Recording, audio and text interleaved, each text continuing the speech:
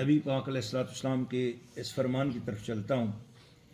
کہ نبی پاک علیہ الصلوۃ والسلام نے فرمایا کہ میں دو نصیحت دینے والے اور ہدایت کے رستے پر چلانے والے واعظ چھوڑ کے جا رہا ہوں، ایک خاموش ہے اور دوسرا بولنے والا ہے۔ یا رسول اللہ، دو واعظ ہیں، ایک خاموش ہے اور دوسرا بولنے والا ہے؟ فرمایا ہاں، بولنے والا نصیحت کرنے والا واعظ قرآن مجید ہے، اور خاموش واعظ تمہاری موت ہے۔ موت کو یاد کرو گے تب بھی سیدھے رستے پہ رہو گے، قرآن کو پڑھو گے تو تب بھی سیدھے رستے پر رہو گے۔ عن ابی ہریرہ قال قال رسول اللہ صلی اللہ علیہ وسلم، حضرت ابو ہریرہ رضی اللہ تعالیٰ عنہ ارشاد فرماتے نکلے، اذا رجع الی اہلہ ان یوجد فیہ ثلاثہ خلفات عظام من سمان، وہ گھر سے نکلے اور واپس جب اپنے گھر پہنچے تو آگے تین بڑی بڑی اونٹنیاں، گابن اونٹنیاں، موٹی اونٹنیاں اس کے گھر میں رکھی ہوئی ہوں۔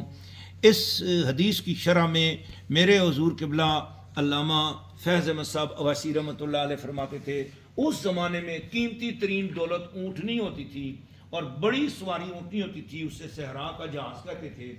اس لیے اس کو آج کے دور میں ترجمہ کرو تو کوئی یہ شخص یہ چاہتا ہے کہ میں گھر سے جاؤں اور واپس مڑوں تو میرے واپس مڑنے سے پہلے بڑی مہنگی سواری، بڑی مہنگی گاڑی جی BMW 3 کھڑی ہوں، تو اس حدیث کا ترجمہ بالکل ٹھیک ہوگا کہ بڑی مہنگی، تم چاہتے ہو کہ مہنگی قیمتی سواریاں تمہارے گھر میں کھڑی ہوئی ہوں؟ قلنا نعم، سارے صحابہ نے کہا بالکل یا رسول اللہ، گھر سے باہر جائیں اور مڑ کے آئیں تو بالکل ہم چاہتے ہیں کہ اتنی بڑی دولت ہمیں مل جائے۔ تو قال فثلاث آیات یقرأ بهن احدکم فی صلاته خیر له من ثلاث خلفات عظام من سمان، سنو پھر قرآن مجید کی کوئی سی 3 آیتیں نماز کے اندر جو بندہ پڑھ لیتا ہے اور وہ اپنی نماز میں بڑی محبت سے 3 آیتیں پڑھ لے تو اس کو گھر میں واپس آ کر دنیا کی قیمتی ترین 3 سواریوں کا برابر سے ثواب نصیب ہو جاتا ہے۔ اسے اتنا بڑا اللہ تعالیٰ اجر عطا فرماتا ہے، گویا اس نے اتنی بڑی قیمتی چیزیں اللہ کے راستے میں خرچ کی جس نے نماز میں کم از کم 3 آیات قرآن پڑھ لیا۔ آپ سوچو، جس نے 3 آیتیں پڑھی اس پر اتنا کرم ہوتا ہے، جس نے 10 پڑھ لی اس پہ کتنا کرم ہوگا، جس نے سورۃ ملک پڑھ لی اس پہ کتنا کرم ہوگا، جس نے سورۃ ملک پڑھ لی اس پہ کتنا کرم ہوگا، جس نے سورۃ یاسین یاد کر لی اس پہ کتنا کرم ہوگا۔ جب قل واللہ شریف کی آیتوں پر اتنا بڑا ثواب ہوتا ہے تو پھر جس کے سینے میں پورا قرآن موجود ہو اس پر کتنا بڑا کرم ہوگا۔ ایک اور حدیث آپ کو سنا کر پھر ہم دعا کرتے ہیں، کیونکہ مہمانوں نے لنگر سی بھی کھانا ہے اور ان کی تمنا بھی ہے کہ ہم جلدی جلدی لنگر رسولی سمیٹیں، پھر وزٹ بھی کریں۔ تو ماشاءاللہ نبی کریم صلی اللہ علیہ وسلم نے ارشاد فرمایا، حضرت عبداللہ ابن عمر اس حدیث کے راوی ہیں، طبرانی شریف کی اوسط میں یہ آئی ہے حدیث شریف۔ تو حضرت عبداللہ ابن عمر رضی اللہ عنہما فرماتے کہ نبی پاک علیہ السلام نے، ہم نے خود سنا، انہو قالا، حضور نے فرمایا تفتح ابواب السماء لخمس، یاد رکھنا 5 ایسی خوش نصیبیاں ہیں اور اس وقت آسمان کے دروازے کھل جاتے ہیں، جو دعا کرو قبول ہو جاتی ہے۔ آسمان کے دروازے کھل جاتے ہیں، جو دعا کرو کہ قبول ہوتی ہے۔ 5 ٹائم ہیں، 5 خاص گھڑیاں ہیں۔ صحابہ نے عرض کی یا رسول اللہ ہمیں تو سنائے نا وہ کون سی گھڑیاں تاکہ ہماری دعا قبول ہو۔ فرمایا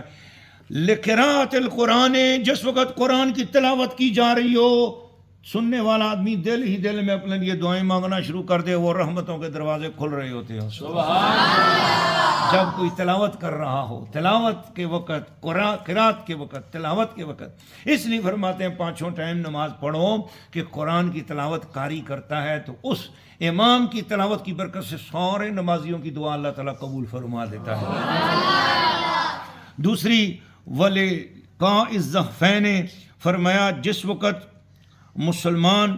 اور کافر آپس میں جنگ بندی کرتے ہیں، مسلمانوں کی کافروں کے ساتھ لڑائی ہوتی ہے، این صفیں بندی ہوتی ہیں لڑائی کے ٹائم، فرمایا جو دعا اس وقت کی جاتی ہے وہ قبول ہوتی ہے۔ آج ہم خوش نصیب ہیں نا اس لحاظ سے کہ غزہ میں مسلمانوں کی جنگ بندی ہو چکی ہوئی ہے اسرائیل کے ساتھ، اور میں تو کہتا ہوں کہ اس وقت جس کے دل میں فلسطین کی محبت ہوگی اور فلسطین کی محبت میں آ کے وہ پیپسی پینا چھوڑے گا، یہودیوں کی جتنی بھی مصنوعات ہے اس کا بائیکاٹ کرے گا، کہیں دیکھے ہٹا دے، اس کو نہیں لینی ہے یہ چیز، تو بس اس کا نام تو ان لوگوں میں شامل ہو جائے گا جو صف بندی کیے ہوئے ہیں، اور اللہ تعالیٰ اس کا نام دعا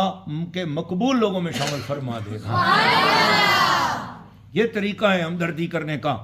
ہم وہاں جا تو نہیں سکتے، کم از کم جس چیز سے اسرائیل کو فائدہ ہو سکتا ہے، مسلمانوں کے دشمنوں کو فائدہ ہو سکتا ہے، اس چیز سے تو کم از کم اس کو فائدہ نہ ہونے دینا، وہ چیز نہ خریدیں، وہ مصنوعات نہ خریدیں، اور کچھ نہیں کر سکتے کم از کم اتنی بات تو کر سکتے ہیں، مر تو نہیں جاتے ان کی چیزوں کے بغیر۔ کیا ہوا اگر آپ نے ان کے صابنوں سے نہ نہایا؟ کیا ہوا اگر ان کی شیمپو نہ استعمال کیے؟ کیا ہوا اگر ان کی پروڈکٹ استعمال نہ کی؟ کیا ہوا؟ مرتے نہیں ہم انشاءاللہ ان کی پروڈکٹ کے ساتھ، لیکن یہ یاد رکھ لینا کہ اگر ہم نے بے وفائی کی تو حضور کو کیا جواب دیں گے؟ اللہ سے دعا کرو کہ اللہ ہمیں وفادار مسلمان بنا۔ فرمایا ایس صفین صف المسلمین و صف الکافرین ولنزول القطر، فرمایا چاہے وہ مسلمانوں کی ایک صف بنی ہو، دوسری صف کافروں کی بنی ہو، پھر اس ٹائم پہ جو مسلمانوں کا بندہ